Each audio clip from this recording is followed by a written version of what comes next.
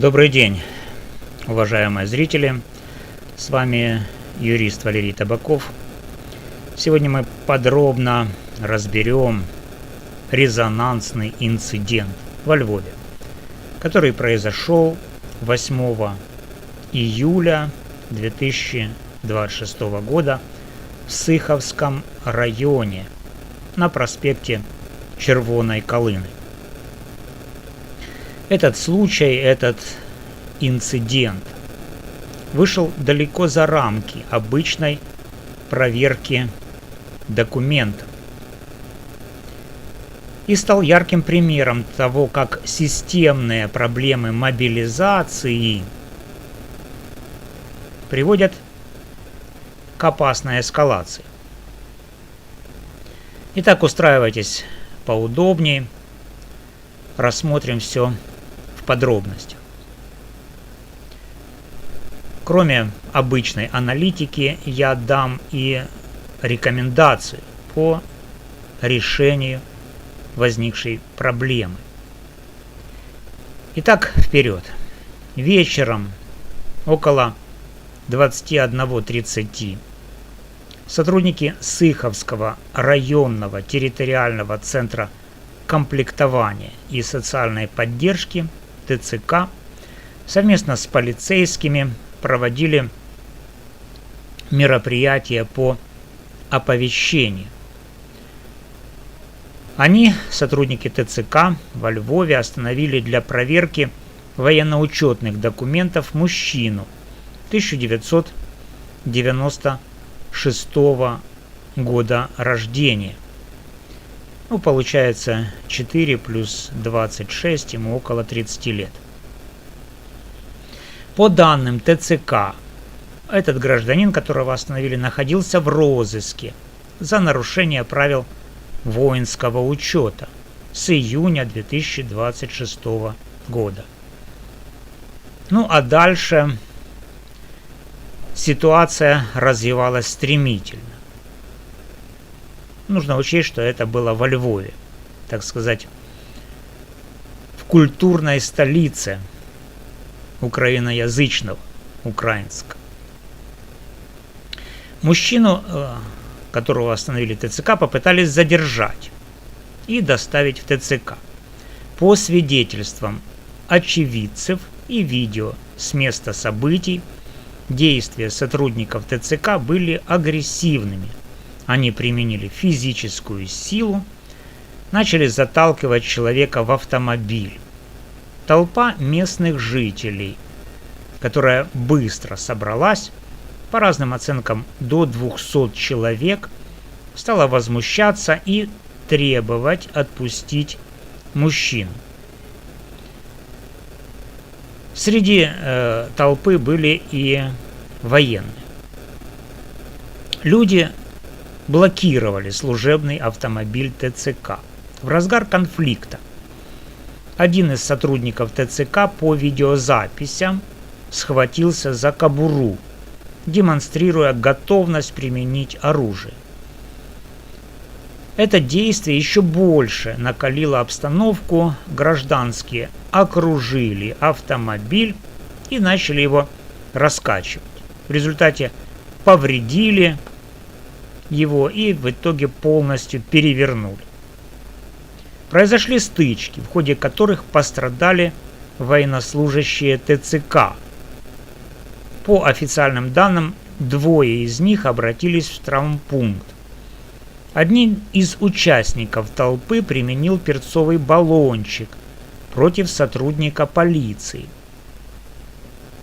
Заместитель начальника районного управления полиции получил травмы, в том числе головы. Этот инцидент длился несколько часов. Полиция и СБУ начали расследование. На данный момент установлены личности ряда участников, несколько человек задержаны, суды применяют меры пресечения в виде ареста. ТЦК объявила о проведении внутреннего служебного расследования действий своих сотрудников. Президент Украины и руководство Львовской области назвали происшедшее плохой историей и призвали не поддаваться провокациям. Ну, естественно, на этом инцидент не закончился. На следующий день произошла облава, и всех, кто попал в плен, были выстроены, и их заставили встать на колени и кричать «Слава ТЦК!». Очень показательный инцидент, но теперь давайте проанализируем его с юридической правовой точки зрения. Здесь сразу несколько слоев нарушений и взаимных претензий. Со стороны власти действия ТЦК вызывают серьезные вопросы относительно соблюдения процедуры.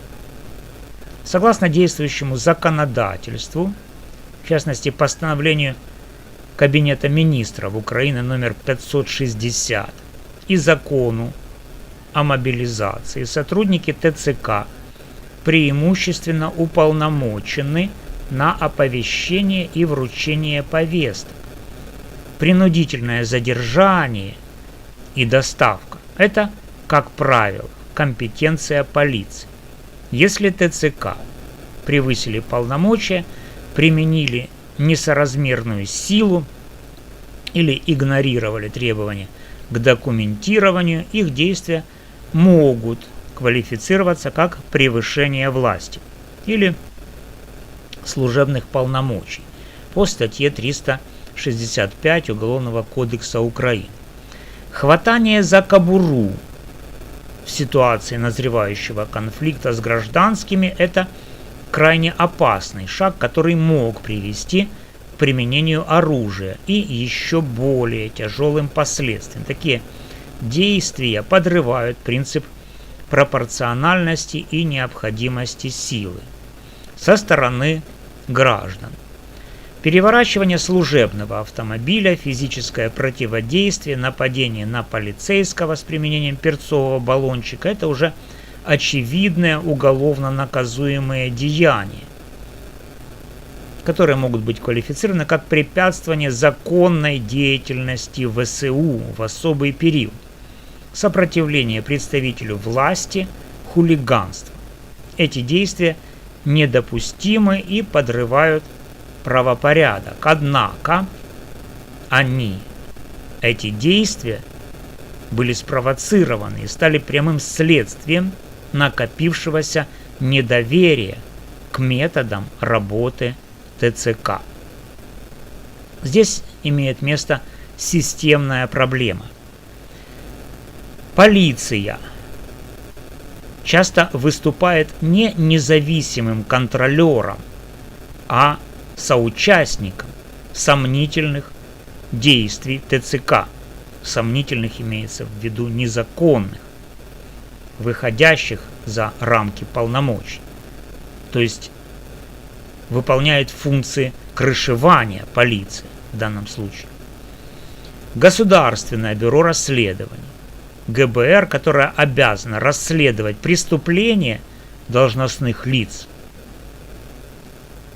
силовых структур, полиции, ТЦК, вместо возбуждения уголовных дел по заявлениям граждан, зачастую направляет эти заявления с требованием возбудить уголовное дело против полицейских, против ТЦКшников. ГБР направляет такие заявления на внутренние проверки самих ТЦК и полиции. И это создает явный конфликт интересов и ситуацию, когда органы, на которые поступают жалобы, сами расследуют свои же возможные правонарушения. Такая практика приводит к формальным отпискам, отсутствию реальной ответственности и дальнейшему росту нарушений.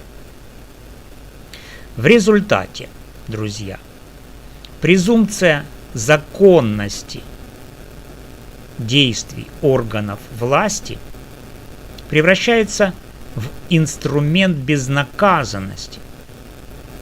Граждане, видя системное злоупотребление, перестают верить в законность и переходят к самообороне на улице. Обороняются они против представителей силовых структур, против ТЦК и против полиции.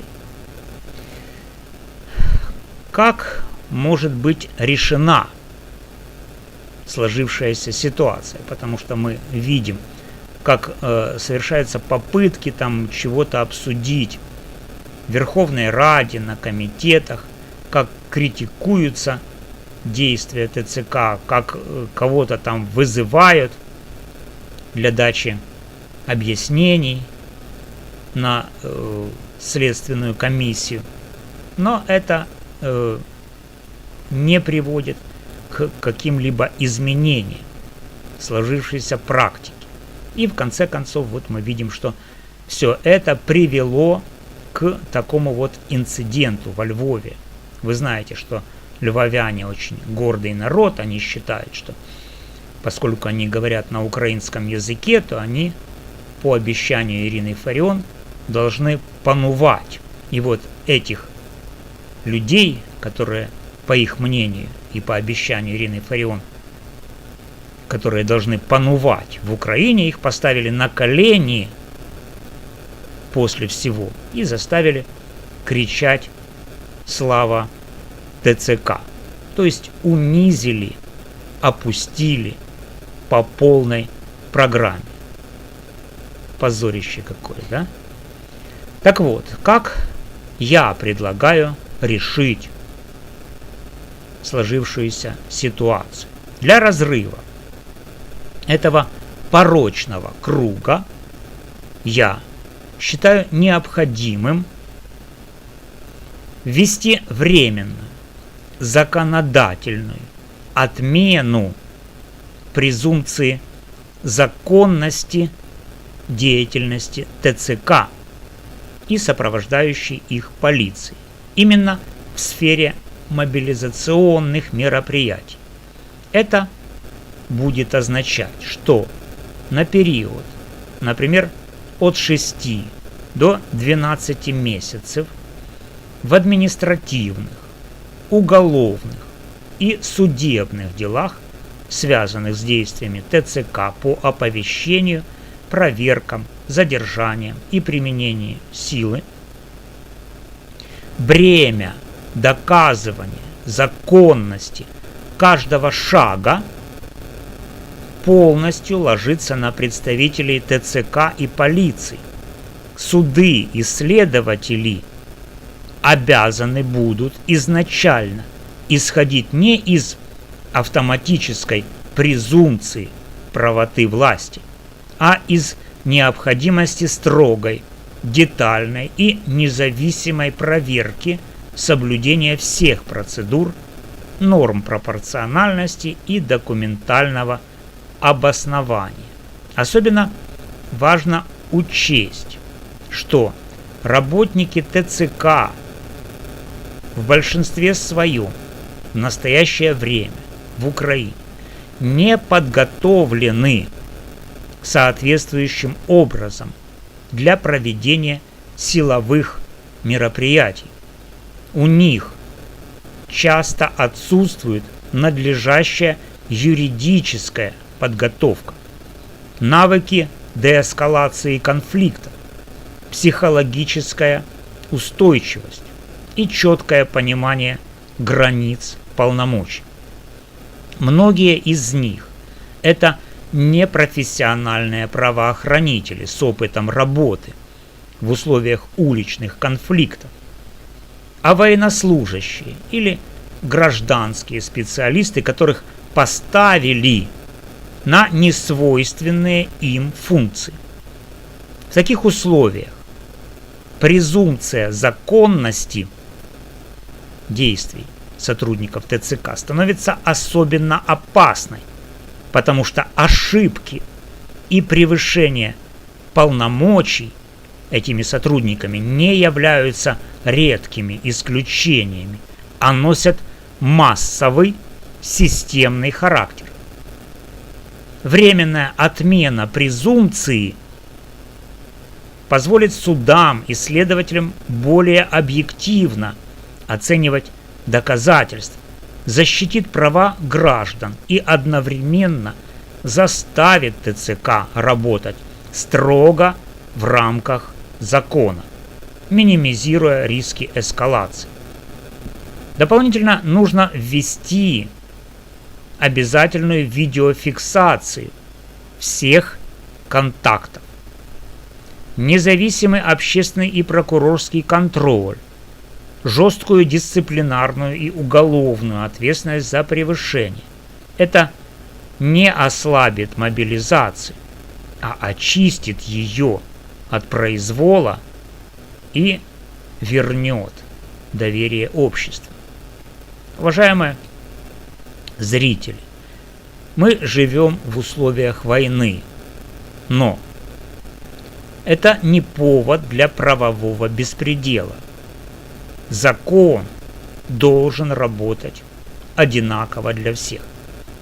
Если вы или ваши близкие столкнулись с нарушениями со стороны ТЦК, фиксируйте все на видео, собирайте доказательства и обращайтесь за правовой защитой. Пишите в комментариях ваше мнение и ситуации, в которые вы попали. Подписывайтесь, ставьте лайки, распространяйте это видео. Только вместе мы сможем добиться системных изменений. С вами был юрист Валерий Табаков. Держитесь.